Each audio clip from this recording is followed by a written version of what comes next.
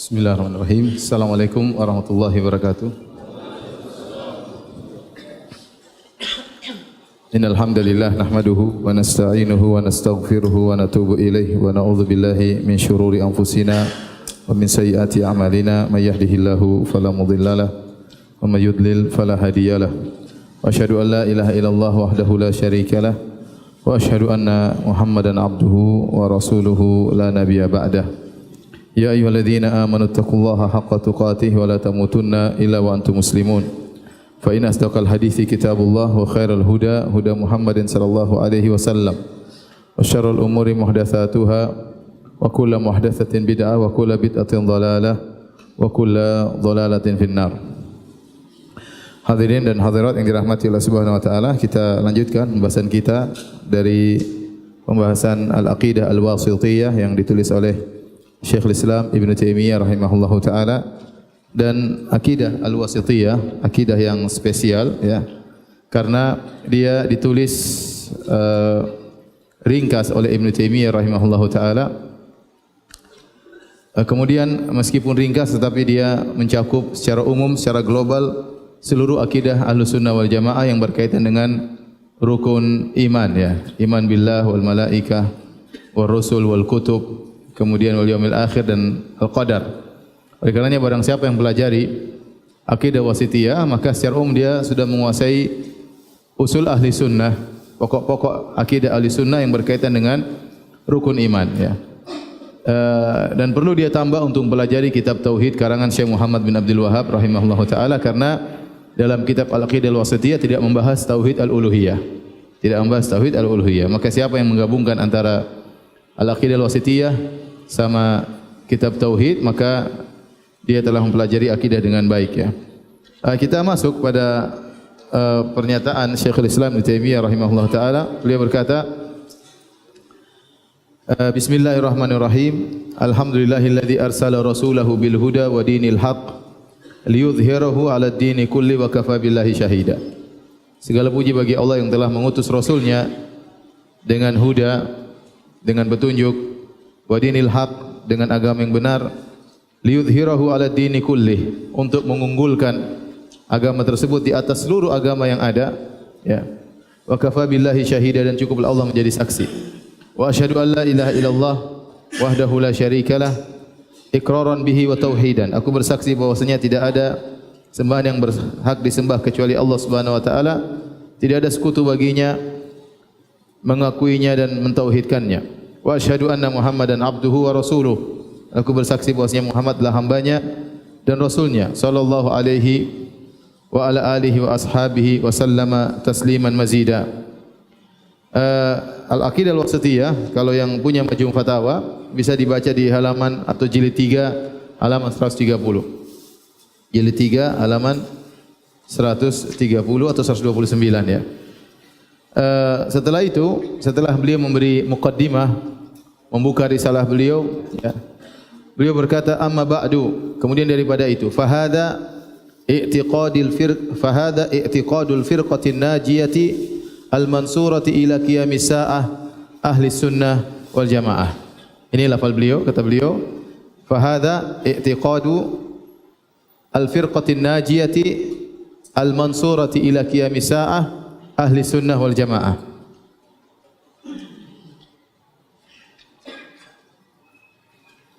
Kata beliau rahimahullah, inilah fahadha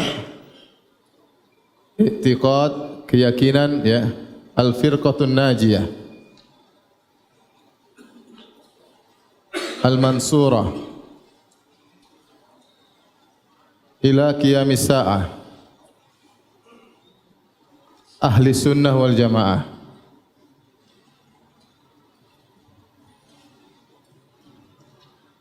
Inilah ya, kalau kita terjemahkan bahasa kita ya, inilah ya keyakinan atau akidah al-firqah, kelompok atau golongan yang selamat. An-naji artinya yang selamat, yang tertolong, yang ditolong hingga hari kiamat. Hingga hari kiamat. yaitu menjelang hari kiamat. Mereka adalah ahli sunnah wal jamaah, yaitu ahli sunnah wa al jamaah. Jadi buku ini isinya adalah i'tiqad, akidah yang membedakan antara akidah firqah yang selamat atau akidah golongan yang selamat jika dibandingkan dengan firqah-firqah yang halikah, yang binasa. Ibnu Taimiyah rahimahullah taala dalam munadharah waktu dia berdialog sama orang-orang yang gerah dengan buku ini, beliau menantang, apa yang saya tulis semuanya ada dalilnya.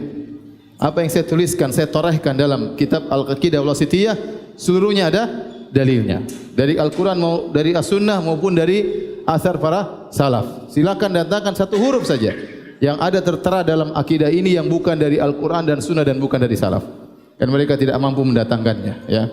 Jadi semua yang ditulis oleh Ibnu Taimiyah rahimahullah ini semuanya ada dalilnya, Al-Quran atau As-Sunnah atau dari asar para salaf. Ya. Di sini Syekhul Islam Taimiyah mensifati kelompok yang selamat dengan 3 sifat. Yang pertama, ini golongan ini disifati dengan najiyah, golongan yang selamat. Yang kedua disifati dengan surah, ditolong. Dan yang ketiga disifati dengan ahlu sunnah wal jamaah. Dan 3 nama ini adalah nama yang syar'i, ya, nama yang syar'i yang disebut oleh Ibnu Taimiyah dalam akidah beliau. Adapun asal muasal dari al-firqatun najiyah, maka berdasarkan hadis yang masyhur, ya, tentang hadis iftiraqul ummah. Dalilnya tentang hadis iftiraqul ummah, hadis perpecahan umat, di mana Nabi sallallahu alaihi wasallam bersabda, ya, iftaraqatil yahudu ila 71 firqah, sungguhnya Yahudi terpecah menjadi 71 golongan.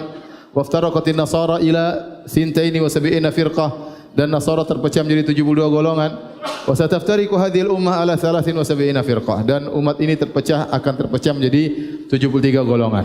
Kulluha finnar illa wahidah, semuanya neraka kecuali satu.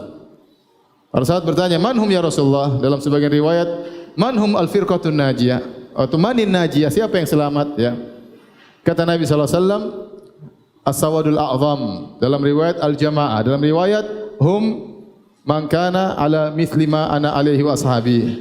Yang selamat adalah orang-orang yang berada di atas jalanku dan jalan para sahabatku. Dalam sebagian riwayat yaitu orang-orang yang berjamaah. Dalam sebagian riwayat mereka adalah orang yang paling banyak di zaman Nabi sallallahu alaihi wasallam.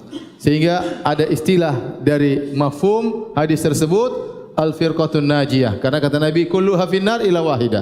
Semuanya di neraka, 72 di neraka kecuali satu. Maka itulah firqah yang selamat, maka diberi nama dengan al-firqatun najiyah. Adapun istilah al-mansurah, yang tertolong, dalam hadis yang sahih Bukhari dan yang lainnya, kata Nabi sallallahu alaihi wasallam, la tazalu ta'ifatu min hadhil ummah, ya, mansurah ila qiyamis saah. Ya, la yadhurruhum man khadalahum wala man khalafahum. Kata Nabi sallallahu alaihi wasallam, atau kama qala, akan senantiasa ada satu kelompok dari umatku yang senantiasa tertolong alal haq, mansurah alal haq, atau zahirina alal haq, senantiasa tertolong di atas kebenaran.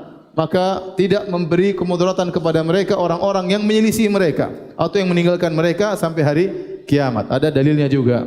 Adapun ahlu sunnah wal jamaah, maka ya seperti tadi hadisnya waktu ditanya hadis perpecahan umat, siapakah mereka? Kata Nabi, al-jamaah. Mereka adalah al-jamaah. Ya. Inilah, dan mereka ada ahlu sunnah. Jadi inilah nama-nama syar'i yang diberikan oleh Syekhul Islam Taimiyah terhadap golongan yang selamat, itu firqah najiyah.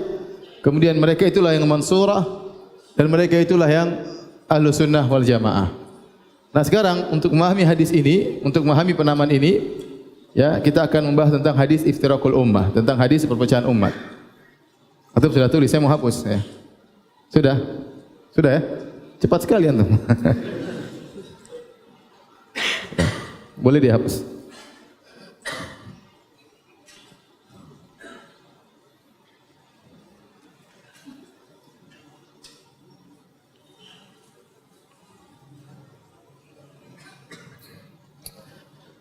Jadi kata Nabi sallallahu alaihi wasallam dalam hadis, "Wa sataftariqu hadhil ummah ala", dan umat ini wa sataftariqu hadhil ummah ila 73 firqah kulluha finnar illa wahidah. Bahwasanya umat ini akan terpecah, tercerai-berai, terpecah. Umat ini menjadi 73 golongan. Semuanya di neraka kecuali satu.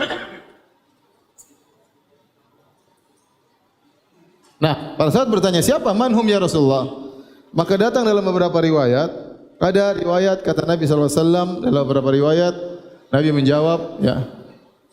Yang pertama kata Nabi, man kana ala ma alaihi wa ashabi. Ya, artinya yaitu orang-orang yang berada di atas jalanku dan sahabatku.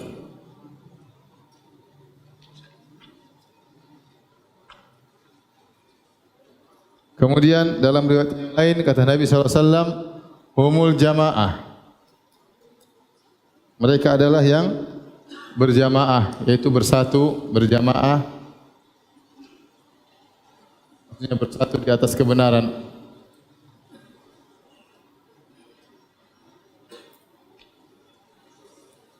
Kemudian dalam riwayat yang lain kata Nabi SAW, hum as-sawadul a'zam. Itu golongan mayoritas.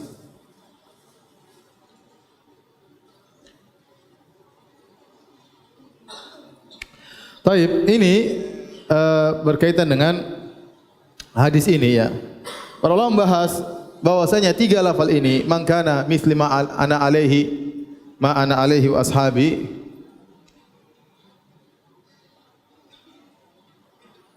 alaihi wa ashabi, apa yang aku dan para sahabat di atasnya, dengan lafal jamaah dengan sawadul a'zam ini tidak ada yang berselisih. Ini maknanya sama semua. Maksudnya yang selamat adalah yang berjalan di atas jalannya Nabi dan jalan apa? Para sahabat. Yang di zaman tersebut mereka adalah mayoritas. Mereka adalah mayoritas dan di zaman tersebut mereka lah yang berpegang teguh dengan al-haq, dengan kebenaran. Maka tidak perlu dipertentangkan. Karena sebagian orang mengaku seperti Islam Jamaah, mereka mengatakan kita lah firqah yang selamat karena kita namanya Islam Jamaah. Mereka bilang demikian. Dalilnya ada Islam Jamaah ya.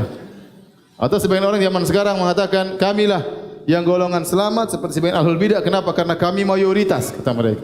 Hendak maksud mayoritas ini bukan di zaman belakangan ya, tapi maksudnya zaman tersebut adalah mayoritas. Maka saya nukilkan perkataan Abu Syamah rahimahullahu taala yang seorang ulama besar di mazhab Syafi'i, yang di mana beliau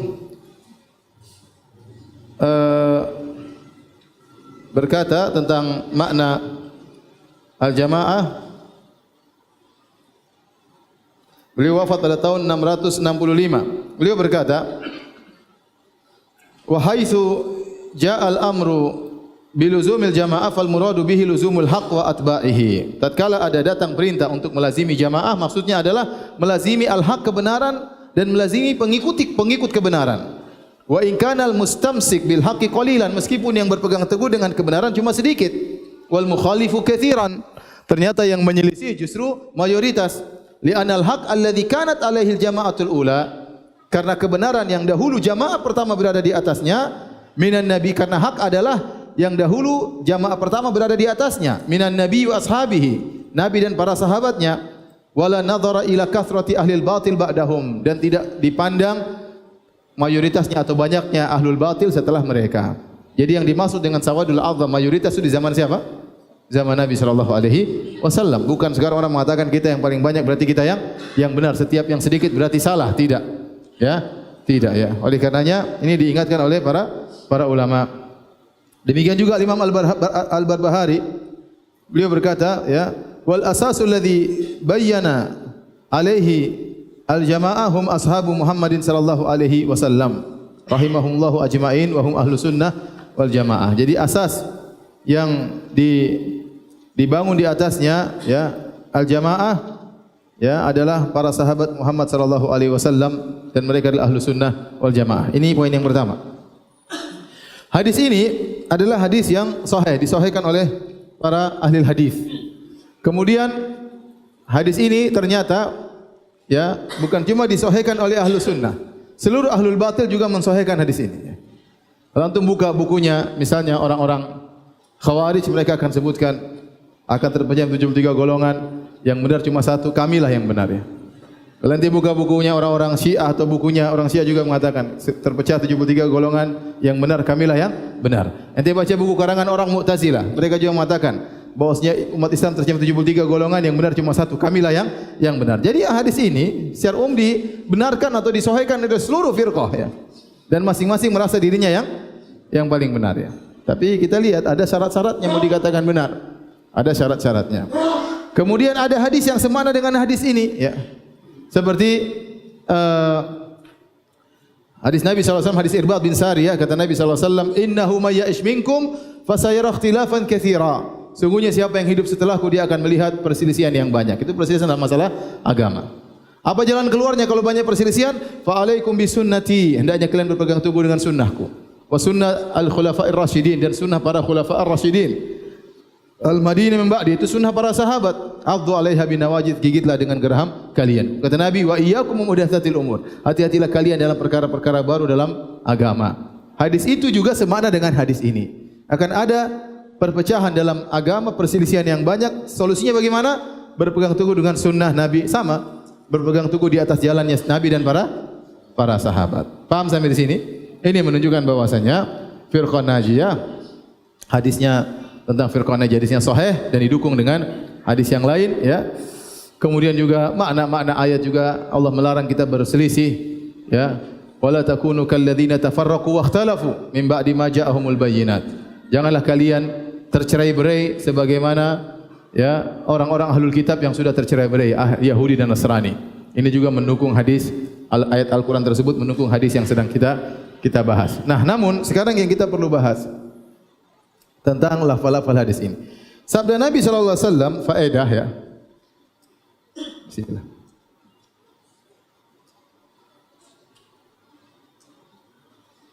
Yang pertama, lafal finnar ya.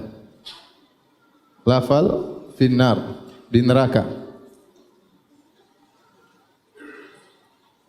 Ini menunjukkan bahwasanya ya, menunjukkan bahwasanya mereka ini firqah-firqah ini melakukan dosa besar. Dosa besar, maka berbahaya, jangan sampai keluar dari firqah najiyah, dari golongan yang selamat. Karena keluar dari firqah najiyah membuat hal-hal baru dalam akidah yang menyelisihi akidah Ahlussunnah wal Jamaah, maka seorang bisa terjerumus dalam neraka jahanam ya, dan dia terancam dengan neraka jahanam, berarti dia melakukan dosa besar. Yang kedua, sama ya. Apakah firqah-firqah tersebut kafir?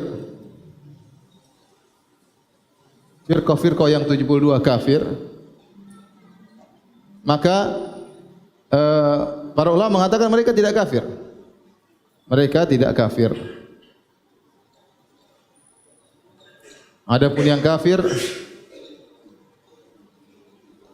maka keluar dari 72.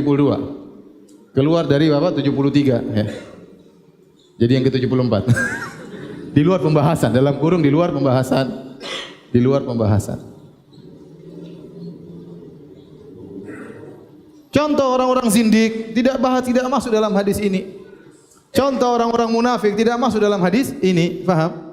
Contoh orang yang mengatakan bahwasanya Allah bersatu dengan dirinya, ittihadiyah, tidak masuk dalam hadis ini. Hadis ini berbicara tentang firqah-firqah dalam Islam yang mereka masih Islam tapi mereka terjerumus dalam dosa besar karena menyimpang dalam masalah akidah ya. Dan ini penjelasan Syekhul Islam Ibnu Taimiyah rahimahullah dan yang lainnya. Paham sampai sini? Baik. Yang kedua, apakah firqah-firqah tersebut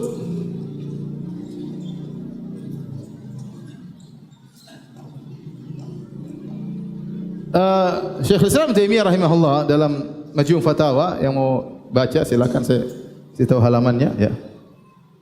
Yaitu jilid 3 halaman 346, beliau berbicara tentang hadis ini dan beliau menjelaskan bahwasanya sebagian ulama mereka ada yang mentakyin siapa firqah-firqah tersebut. Di antaranya yang mentakyin misalnya ya adalah, jadi ada dua mazhab ulama, ada khilaf dalam hal ini. Ada yang memvonis, ada yang tidak memvonis. Yang memvonis di antaranya misalnya Yusuf bin Asbat. Di antaranya Ibnul Mubarak. Mereka berdua berkata, usulul firaq, pokok-pokok firqah kembali kepada 4. Kembali kepada 4, yaitu Ar-Rafidhah. Ya, ingat Rafidhah di zaman mereka ini bukan Rafidhah seperti sekarang. Rafidhah di zaman mereka ini bukan Rafidhah yang mengatakan Al-Qur'an itu kurang, ya. Imam Ali Ma'sum itu muncul belakangan. Muncul apa? Belakangan. Istilah mereka Rafidhah bukan itu maksudnya. Sehingga mereka tidak mengkafirkan Rafidhah yang di zaman tersebut, ya. Di antaranya Rafidhah, kemudian Al-Khawarij, kemudian Al-Mu'tazilah, Al-Qadariyah, kemudian Al-Murji'ah. Dua ulama ini berpendapat inilah pokok-pokok dari firqah. Kemudian adapun ashab Imam Ahmad, yaitu murid-murid Imam Ahmad, kata mereka usul firqah ada 5. Pokok-pokok firqah ada 5. Ditambah 1 di sini, yaitu Al-Jahmiyah. Waktu Ibnu Mubarak mengatakan, jadi Ibnu Mubarak dan Yusuf bin Asbat mereka mengatakan firqah asalnya ada 4, Rafidhah, Khawarij, Qadariyah, Murji'ah. Kemudian masing-masing terpecah menjadi 18. 18 kali 4 berapa? 72. 18 kali 4 72. Waktu ditanya kepada Ibnu Mubarak, Jahmiyah bagaimana? Kok enggak masuk? Kata Ibnu Mubarak, Jahmiyah bukan Islam. Jahmiyah bukan Islam, keluar dari pembahasan. Paham? Dari pembahasan. Adapun Imam Ahmad mengatakan, murid-murid Imam Ahmad mengatakan bahwasanya 5 firqah utama ada Jahmiyah ditambah Jahmiyah, sehingga masing-masing terpecah menjadi 12. Paham? 12 kali 5 berapa? 60 kurang ya? 14 kalau begitu. Berapa sampai 72? 16 atau 14? 14 ya? 14 kali 5? Masih kurang ya? Udah bagi aja sendiri lah berapa. Pokoknya enggak sampai 72 kurang ya. Intinya 16 kebagi 2 bagi kali 5 berapa? 50. 6 kali 5 80 kelebihan. Ya udahlah. Begini intinya 5 ini terpecah-pecah menjadi 72. Ibnu Taimiyah rahimahullahu taala ya lebih cenderung kepada mazhab yang tidak memvonis ya. Dia menukil ini semua, tapi Ibnu Taimiyah lebih cenderung kepada mazhab yang tidak memvonis. Ini pendapat Ibnu Taimiyah rahimahullahu taala ya.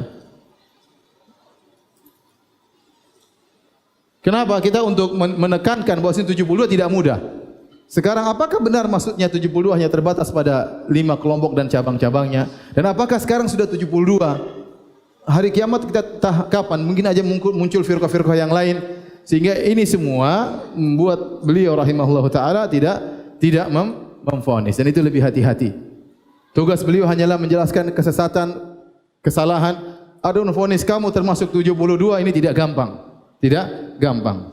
Dulu saya punya kawan anak SMP ya di Sorong ya. Di situ ada sekelompok orang, mereka beribadah sambil goyang-goyang kepala, ya sambil menundukkan badan, goyang-goyang kepala sampai ada yang pingsan, ada yang kerasukan. Ada seorang abri atau seorang tentara tanya, "Dek," atau polisi, "Dek, ini apa ini, Dek, kok ibadahnya kayak gini?" Kata kawan saya, "Pak polisi, Islam terpecah menjadi 73 golongan. 72 di neraka, salah satunya ini katanya. Mantap katanya. Jadi lebih hati-hati. Saya tidak melarang orang yang vonis, masing-masing punya ilmu ya. Tetapi saya lebih cenderung kepada mazhabnya Ibnu Taimiyah rahimahullah taala. Antum tidak perlu memvonis masalah neraka, masalah yang gaib, tetapi antum menjelaskan kebatilan, kesesatan itu harus, dan itu yang dilakukan oleh Ibnu Taimiyah rahimahullah taala. Tanpa harus memvonis ente termasuk 72 ya.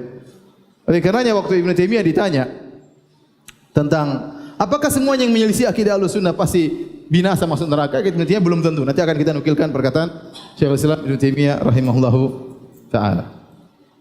Baik, kemudian atau perkara-perkara apa yang mengeluarkan seorang dari Ahlussunnah? Dari firqah najiyah.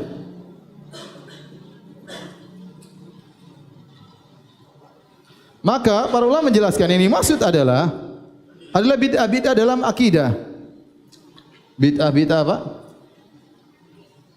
Penyimpangan-penyimpangan dalam masalah akidah. Oleh karena tatkala mereka menyebutkan sebagian yang memvonis, mereka sebutkan semua ini bid'ah akidah. Rafidhah masalah apa? Akidah. Khawarij masalah apa? Akidah. Mengkafirkan kaum muslimin, memandang bahwasanya harus memberontak, itu semua akidah. Ya.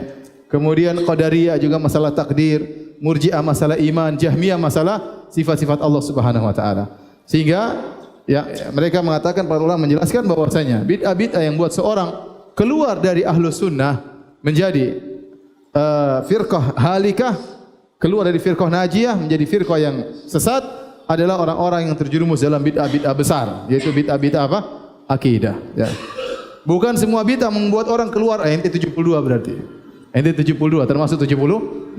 Ya. Misalnya ada orang habis salat kemudian salam-salaman, 72 golongan. Enggak gitu, enggak juga. Kita bilang dia melakukan bid'ah. Sama seperti orang melakukan maksiat, tidak semua kita bilang orang fasik. Mungkin dia melihat sesuatu yang haram, tidak kita ente fasik. Belum tentu. Dia maksiat dia salah. Orang bohong sekali-sekali, ya dia bohong, dia dosa. Tapi kita mengatakan orang fasik, ya. Orang munafik itu vonis tersendiri. Jadi tidak semua orang yang melakukan bid'ah kemudian kita mengatakan dia termasuk 72 golongan, ya. Jadi bid'ah-bid'ah yang dimaksud oleh para ulama bid'ah-bid'ah besar, bukan bid'ah-bid'ah amaliyah yang sederhana yang bertingkat-tingkat. Atau seperti ibaratnya ini yang dijelaskan oleh Syekh Islam Taimiyah yang juga disebutkan oleh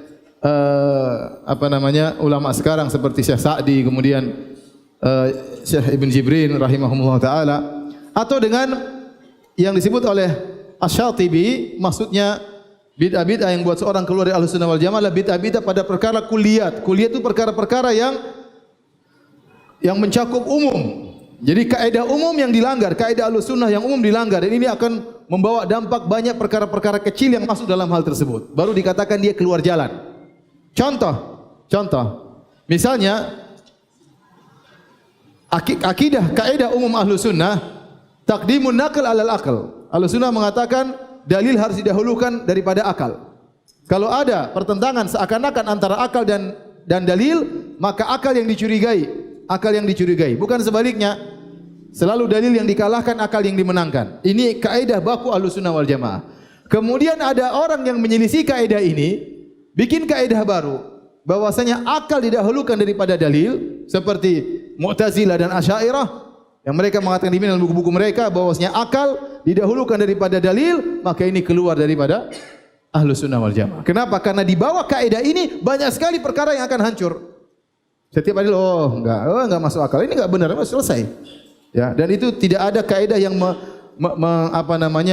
mengatur kaidah tersebut. Bahwasanya akal didahulukan atas dalil. Ya, sekarang akal beda-beda. Menurut akal dia diterima, akal kita enggak diterima, repot kalau begitu. Maka ini contoh seorang atau penyelisihan terhadap perkara yang kulli. Kulli bahasa Indonesianya apa ya? Perkara yang komprehensif atau perkara yang umum, yang di bawah keumuman tersebut banyak perkara-perkara di bawahnya. Paham? Contoh lagi misalnya akidah Ahlussunnah bahwasanya akidah diambil dari seluruh hadis yang sahih, baik mutawatir maupun hadis ahad. Ini akidah Ahlussunnah wal Jamaah. Kemudian datang orang-orang Mu'tazilah bikin kaidah bahwasanya akidah hanya boleh diambil dari hadis yang mutawatir. Ini di bawah kaidah rusak ini banyak sekali yang harus dibuang akhirnya hadis-hadis. Ini contoh penyelisihan terhadap perkara yang kulli. Sebagaimana yang dijelaskan oleh Al-Imam Syatibi rahimahullahu taala. Jadi dari sini antum tahu, tidak mudah-mudah antum mengatakan seorang keluar dari apa ahlu sunnah wal jamaah. Bisa jadi seorang ahlu sunnah memiliki bid'ah-bid'ah, bisa. Dia masih tetap ahlu sunnah. Ini jelas oleh Syekh Al-Albani rahimahullahu taala. Bisa jadi seorang dia di atas sunnah sementara dia ada bid'ah-bid'ah. Bid'ah-bid'ah yang dilakukan tidak mengeluarkan dia dari jalan ahlu sunnah. Paham? Maka tidak mudah kita mengatakan seorang sudah dia masuk dalam 72 golongan ya. Enggak. Tapi kalau kita jelaskan ini salah, ini batil, itu kewajiban bagi kita. Memvonis urusan lain, memvonis urusan lain. Kita enggak tahu bagaimana dia di akhirat, kita enggak tahu. Yang jelas tugas kita menjelaskan kesalahan yang ada. Taib, ini di antara hal-hal yang mungkin saya perlu ingatkan.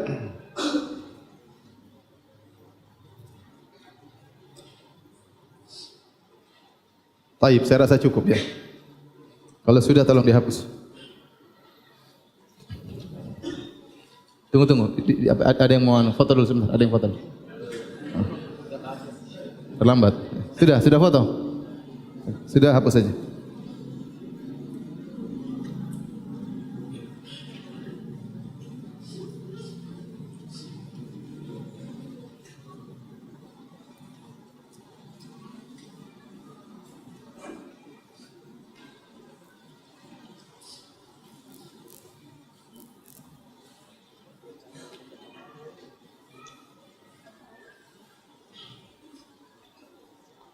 Sekarang kita bahas tentang ciri-ciri umum ahlu sunnah wal jamaah. Simat ahli sunnah wal jamaah.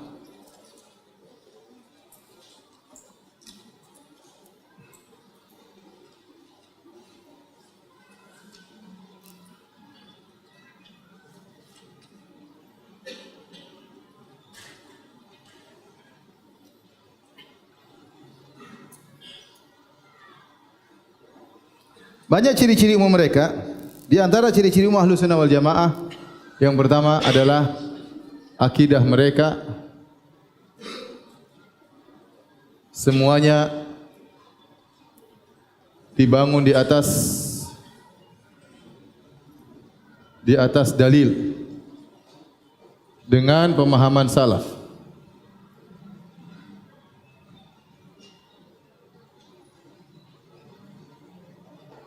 Ya. Kemudian yang kedua, mereka mengimani semua dalil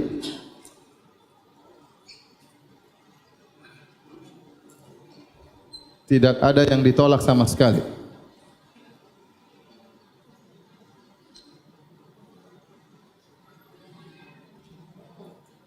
Yang ketiga, mereka meyakini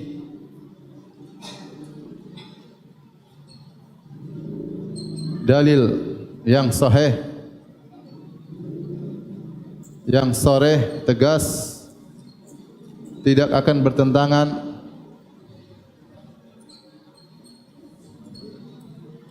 dengan akal yang sehat.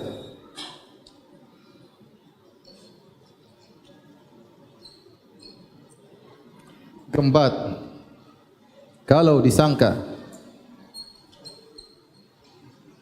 dalil menyelisih akal,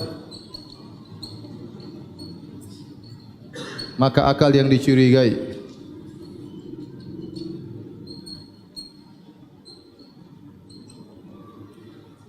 Kemudian poin yang sangat penting yaitu mereka sangat mengagungkan salaf.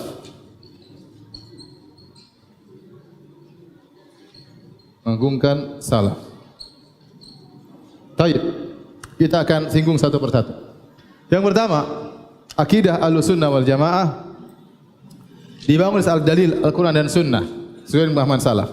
Makanya Ibnu Taimiyah ditanya, apa akidahmu? Maka dia berkata, amal i'tiqad fala yukhadhu anni wala amman huwa akbaru minni. Akidah bukan diambil dariku, bukan juga diambil dari orang lebih hebat daripada aku, tetapi diambil dari apa? Al-Quran dan Sunnah. Dan apa yang disepakati oleh para salaful ummah, itulah akidah. Makanya kalau kita baca buku-buku akidah dari zaman dahulu, ya, Imam Bukhari sampai sekarang kita baca buku ulama semuanya, ini dalil, ini akidahnya, ini dalilnya, ini akidahnya, ini dalilnya. Semua pakai dalil. Maka tidak mungkin Ahlussunnah berdalil dengan apa?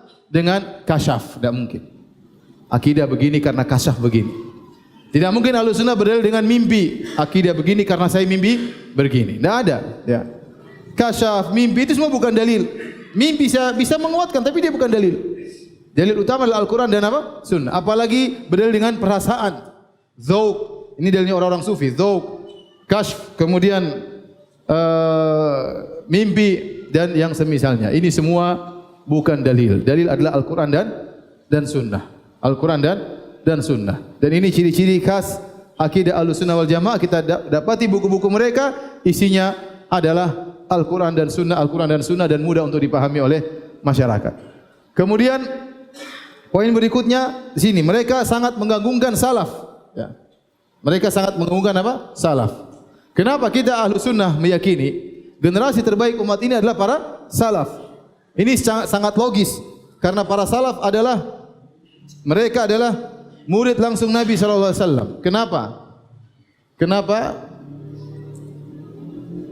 Karena mereka murid langsung Nabi. Nabi sallallahu alaihi wasallam. Kemudian mereka yang langsung menerapkan dalil-dalil atau ayat-ayat yang turun. Ayat-ayat dan hadis-hadis. Dalam penerapan tersebut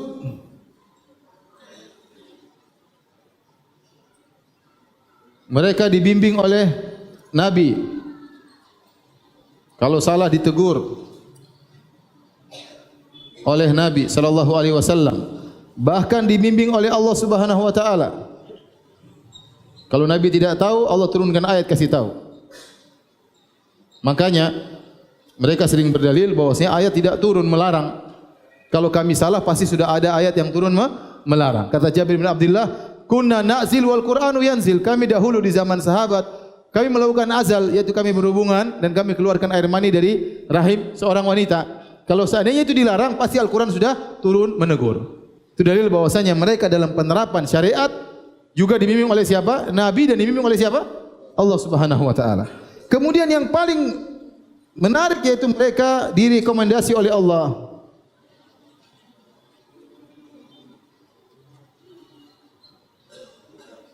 Oleh Allah dan Nabi.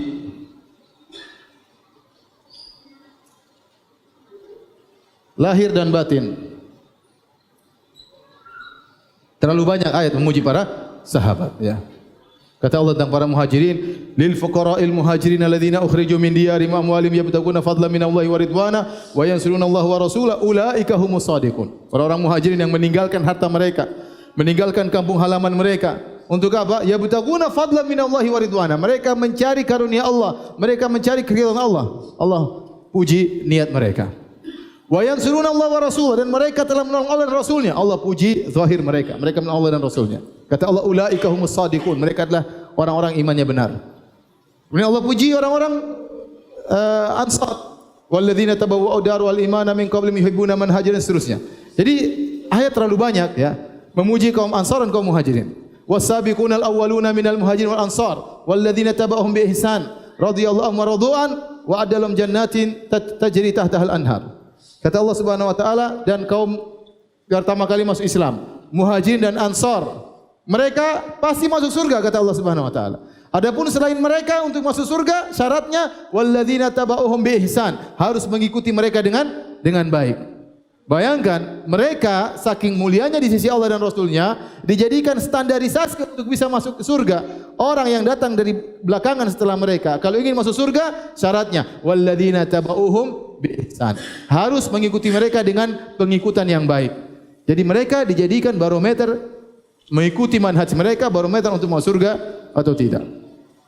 Oleh karenanya tatkala Allah menyebutkan tentang perkataan orang-orang musyrikin, wa qala alladzina kafaru, ya, berkata orang kafir tentang orang-orang yang beriman, ya, lau kana khairan ma sabaquna ilaih. Seandainya Al-Quran itu baik, tentu teman-temannya Muhammad itu ya tidak akan mendahului kita. Kita pasti lebih dahulu daripada teman-temannya Muhammad.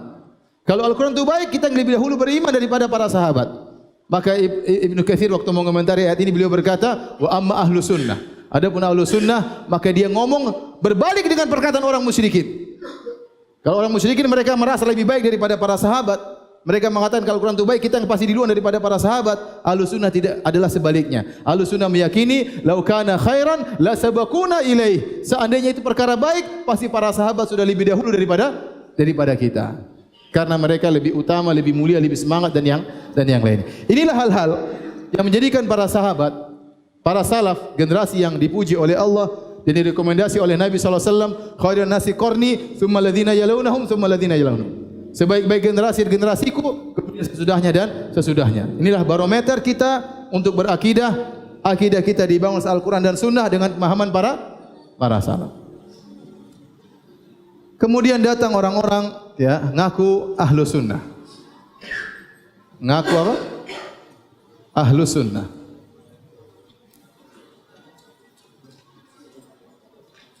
Saya bilang nama ahlu sunnah wal jamaah ini nama yang mulia. Nama yang mulia. Nama ini bukan untuk mentazkiyah diri, bukan.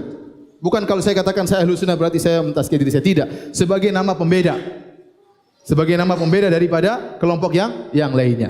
Ya, sama seperti kita, Islam beda dengan Yahudi, Nasrani dan agama yang lain. Sama. Ahlu sunnah disebut ahlu sunnah, penamaan tersebut untuk membedakan antara ahlu sunnah dengan ahlul bid'ah. Antara firqah najiyah dengan firqah yang halikah. Jadi tujuannya disebut ahlu sunnah adalah untuk membedakan, karena di zaman tersebut banyak bid'ah-bid'ah, maka harus dibedakan. Seperti perkataan Ibnu Sirin disebut oleh Imam Muslim dalam Muqaddimah Sahih Muslim. Waktu mereka menyebutkan hadis, maka Ibnu Sirin berkata, "Sammulana rijalakum." Sebutkanlah rawi-rawi hadis ini. Kalau ini dari ahlu sunnah, yunzar ila ahlu sunnah, fayuqbal hadithuhu. Kalau ini perawinya ahlu sunnah, diterima hadisnya. Kalau perawinya ahlu bid'ah, ditolak. Kenapa? Karena di zaman periwayatan hadis tersebut mulai muncul ahlul bid'ah. Maka perlu ada nama yang bedakan antara ahlus sunnah dengan ahlul bid'ah. Perlu ada. Nah sekarang semua orang ngaku-ngaku ahlus sunnah. Ya. Maka perlu ada orang, para ulama bikin nama baru, namanya apa? Salafiyin atau salafiyun, manhajus salaf. Dan mereka tidak berani menamakan diri mereka manhajus salaf. Karena mereka tahu konsekuensinya kalau bilang manhajus salaf harus ada salafnya. Kalau ahlus sunnah mereka masih ngaku kita ahlus sunnah ya. Kok bikin bid'ah? Ini bid'ah hasanah. Berarti ahlul bid'ah hasanah. Ahlul bid'ah hasanah wal jamaah. Paham ya? Jadi sebenarnya ini nama yang mulia, ahlus sunnah. Berarti ente harus berdalil dengan sunnah, harus dengan dalil. Bagaimana ente berakidah atau melakukan perbuatan yang tidak ada dalilnya? Bagaimana ente melakukan perbuatan yang tidak ada dalilnya? Kalau ente mengatakan ente ahlus sunnah, harusnya ente sibuk dengan sunnah-sunnah Nabi. Ya, ente harus memperjuangkan sunnah-sunnah Nabi. Tapi kalau ternyata yang ente perjuangkan amal yang utama yang ente lakukan bukan ajaran Nabi sallallahu alaihi wasallam, maka ente tidak dikatakan ahlus sunnah. Siapa yang mengatakan ini sunnah Nabi sallallahu alaihi wasallam? Enggak ada yang berani. Ya. Apakah ente lakukan di sunnah Nabi? Nabi pernah melakukannya, sahabat pernah melakukannya? Enggak ada. Terus ente bilang katakan ente ahlus sunnah? Enggak bisa. Keyakinan ente ini, contohnya mengatakan Allah tidak di atas, tidak di bawah. Ini akidahnya Nabi bukan? Mana dalilnya? Satu saja hadis. Kita ahlus sunnah kita bawakan 1000 hadis, 1000 dalil bisa. Allah di atas. Ayat, hadis-hadisnya, perkataan sahabat banyak sekali, 1000. Ente mengatakan Allah tidak di atas, tidak di bawah. Allah tidak di mana-mana. Itu yang ngomong gitu siapa? Mana sunnahnya? Mana hadisnya? Sebutkan satu hadis Nabi, tidak ada. Terus ente bilang ente ahlus sunnah. Bagaimana? Jadi susah. Mereka ini mengatakan mereka ahlus sunnah sementara mereka tidak mengikuti sunnah-sunnah Nabi sallallahu alaihi wasallam. Tapi mereka tetap mengaku, ya sudah. Kita ada nama baru namanya manhajus salaf. Salafiyun, nisbah kepada para salaf. Mereka tidak berani. Karena mereka tahu kalau sudah bilang di atas manhaj salaf, konsekuensinya ada. Harus ada salafnya dan mereka tidak mungkin mengatakan salaf begini karena mereka mengatakan ini bid'ah jelas, tapi ini bid'ah yang apa? Hasanah ya. Jadi mereka tidak mau menambahkan diri mereka dengan manhajus salaf. Azan kah? Belum. Baik, jadi nama ahlus sunnah ini wal jamaah adalah untuk tamyiz. pembeda. Ya. Bukan tazkiyah. Rekomendasi. Jangan ente mengatakan ente ngaku-ngaku salaf, ente kayak sudah benar aja. Saya belum benar, cuma saya senang di atas mandat salaf. Saya bukan mengatakan saya salafi berarti saya mau surga, bukan ada begitu. Saya salafi untuk membedakan saya tidak seperti mereka. Manhaj saya berbeda dengan apa? Mereka. Maksudnya manhajus salaf yaitu berusaha mengikuti apa? Manhajus salaf, ya.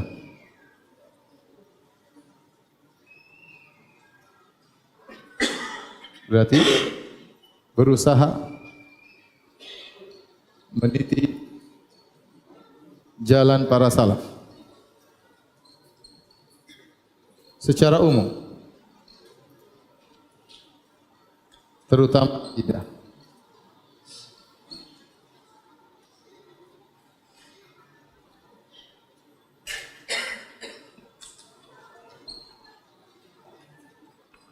Terutama akidah. Nah, di antara ciri ahlu sunnah juga, saya lupa ya, ini selanjutnya ya, masih ada panjang. Sudah azan belum? Mereka mengimani semua dalil, tidak ada yang ditolak sama sekali. Kalau antum perhatikan sebagian ahlul bidah, ternyata mereka mengimani sebagian dalil, mereka tolak sebagian dalil, dan itu bukan akidah ahlu sunnah. Ahlu sunnah semua dalil mereka datangkan dan mereka beriman dengan semua dalil tersebut. Dapat ente dapat ya Khawarij, mereka beriman sebagian dalil yang mengatakan seakan-akan mengkafirkan, sementara dalil yang menunjukkan tidak kafir mereka sembunyikan. Itu manhajnya Khawarij. Sebaliknya Murji'ah, mereka mendapati dalil-dalil yang seakan-akan orang bermaksiat tidak masalah, ya. Seperti hadis, wa in sarak wa in zana wa in sarak, apakah dia beriman? Muslim, iya. Meskipun berzina, meskipun mencuri, kata Nabi, ya dia masih muslim. Ah, ini ada dalilnya. Ya, zina, mencuri enggak ada masalah, masih apa? Muslim. Dia lupa ada hadis-hadis yang lain mengatakan pezina, pencuri masuk apa?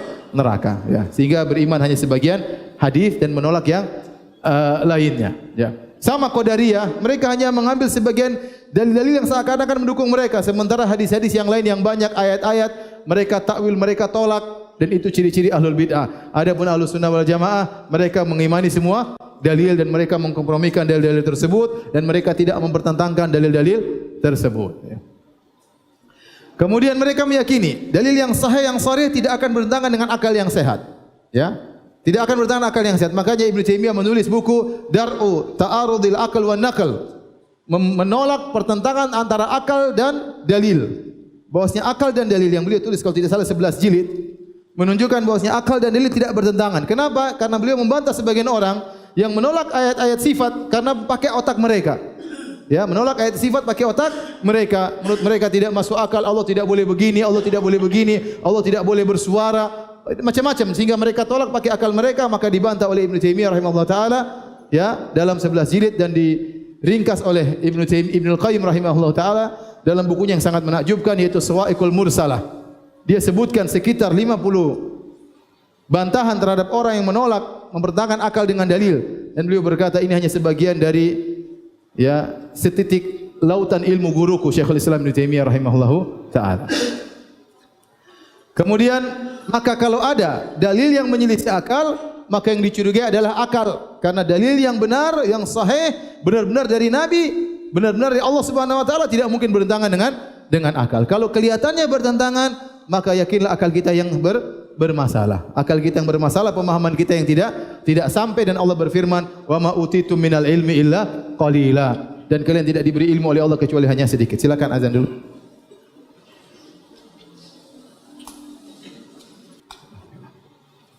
Hadirin dan hadirat yang dirahmati oleh Allah Subhanahu wa taala.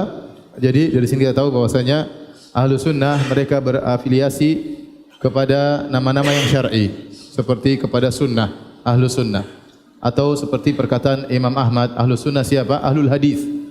Berarti bernisbahkan kepada sunnah atau kepada hadis Nabi sallallahu alaihi wasallam. Atau namanya firqah najiyah sebagaimana datang dalam hadis yang sudah kita jelaskan, atau mereka menisbahkan diri mereka kepada salaf dengan nama salafiyun, yaitu mengikuti manhajul salaf, ya, namanya salafiyun, dan ini nama-nama yang syar'i.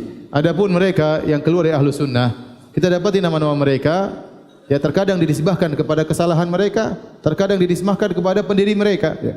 Terkadang dinisbahkan kepada kesalahan mereka, terkadang dinisbahkan kepada pendiri mereka. Contoh, seperti Rafidhah karena mereka menolak keimaman Abu Bakar dan siapa? Dan Umar. Maunya Ali yang jadi khilafah misalnya atau khalifah.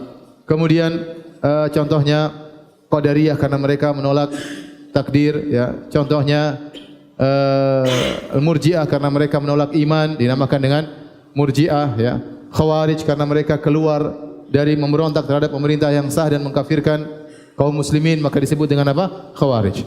Terkadang dinisbahkan kepada pendirinya seperti Jahmiyah disebabkan kepada Jaham bin Safwan, ya. Seakan-akan itu akidah baru yang dibuat oleh Jaham bin Safwan. Atau seperti Asy'ariyah, ya. Abu Hasan al-Asy'ari disebabkan kepada Abu Hasan al-Asy'ari, sementara Abu Hasan al-Asy'ari sudah taubat dan rujuk. Nanti akan kita jelaskan pada kesempatan yang lain. Jadi mereka bernisbah kepada Abu Hasan al-Asy'ari mengikuti akidah dia sebelum dia berubah.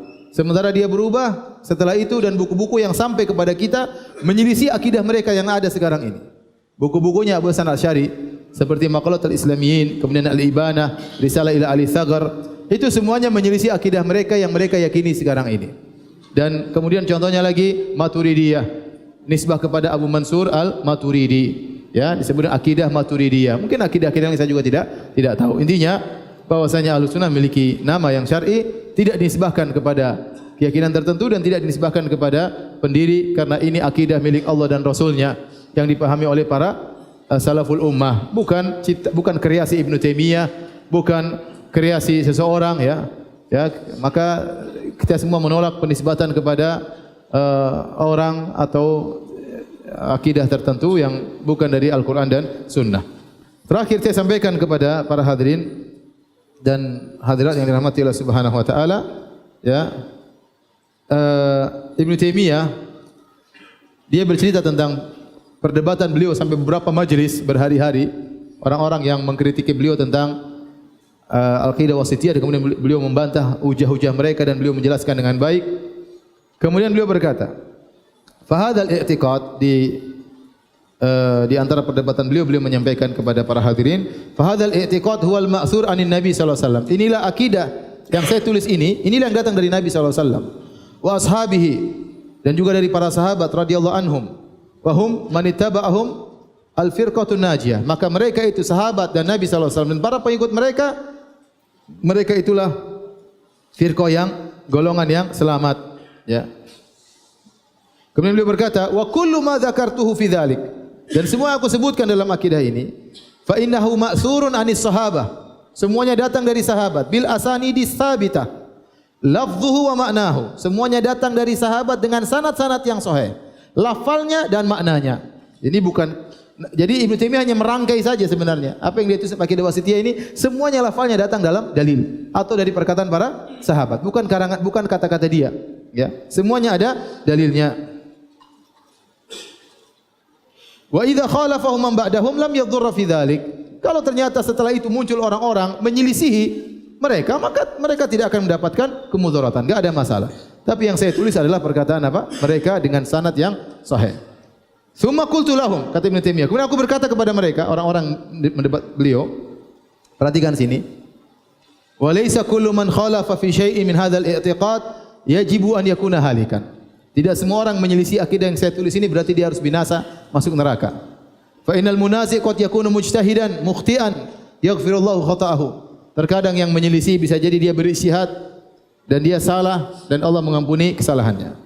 Wa qad la yakunu balaghahu fi dzalika minal ilmi ma taqumu bihi alil hujjah. Terkadang ilmu tidak sampai kepadanya sehingga tidak tegak hujjah kepadanya. Wa qad yakunu lahu minal hasanat ma yahmullahu bihi sayyi'atihi. Bisa jadi dia punya banyak kebaikan yang akhirnya menghilangkan kesalahan-kesalahannya. Ya. Wa idza kanat alfazul wa'id almutanawala lahu almutanawilatu lahu wa ghairu dzalik fa hadza aula bal mujibu hadzal kalam anna man i'taqada dzalika naja fi hadzal i'tiqad. Intinya dia mengatakan, yang maksud pembahasan saya ini, ya, barang siapa yang meyakini apa yang saya tulis dari akidah para sahabat dan tabi'in dan akidah Nabi sallallahu alaihi wasallam, maka dia selamat. Wa man i'taqada dziddahu, barang siapa yang menyelisih akidah yang saya tulis ini, bisa jadi qad yakunu najian wa qad la yakunu najian, bisa jadi selamat kalau dia ternyata banyak uzur, dan bisa jadi tidak selamat kalau tidak ada uzur. Ini Taimiyah berbicara di zaman dia. Kita bilang apalagi di zaman sekarang. Ya, banyak orang yang tidak paham. Banyak saudara-saudara kita yang hanya ikut-ikutan, Banyak saudara-saudara kita yang ternyata dibimbing oleh orang-orang yang pelaku bid'ah. Maka kita harus penuh kelembutan sampaikan kepada mereka. Ya, jauhi lisan kita dari vonis memvonis ya. Tugas kita menjelaskan kesalahan. Ini yang Allah tanya, akan bertanya kepada kita hal ini. Kita sudah diberi ilmu tentang kebenaran dan kita tahu kesalahan, maka tugas kita menyampaikan kebenaran dan menjelaskan kesalahan. Tidak perlu kita vonis 72. Oh, 72. Inti jalan sama dia sama 72. Itu bukan tugas kita, ikhwan ya. Itu hanya semakin buat umat terpuruk dan di sana orang-orang lebih senang kalau kita semakin terpecah belah. Tugas kita menyampaikan kebenaran ya. Diterima alhamdulillah, tidak terima kita berdoa semoga mereka diampuni oleh Allah Subhanahu wa taala. Demikian apa yang bisa saya sampaikan pada kesempatan kali ini. Insyaallah kita lanjutkan pekan depan ya. Tidak ada tanya jawab ya. Subhanakallah bihamdik asyhadu alla ilaha illa anta astaghfiruka wa atubu ilaik. Assalamualaikum warahmatullahi wabarakatuh.